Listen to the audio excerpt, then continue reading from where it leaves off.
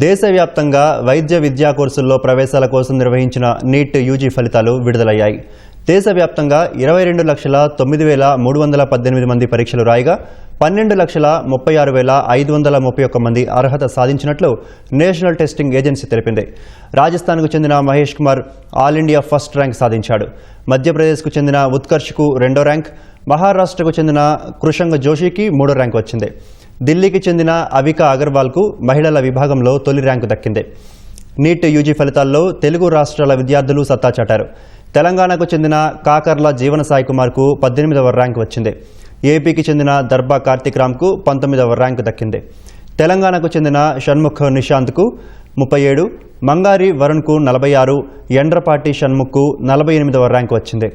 ఆంధ్రప్రదేశ్కు చెందిన Kodavati Mohit శ్రీరామ్కు 56వ rank, దేశిన సూర్యచరణ్కు 59, Podilapu అవినాష్కు 64వ rank, ఎర్రా Sameer కుమార్కు 70వ rank వచ్చింది.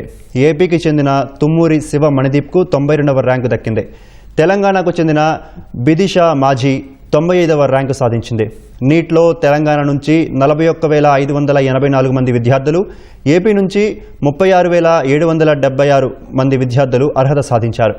విద్యార్థుల ఈమెయిల్కు స్కోర్ కార్డులు పంపుతున్నారు. విద్యార్థులు వ్యక్తిగత లాగిన్ ద్వారా ఫలితాలు తెలుసుకునే అవకాశం కల్పించారు.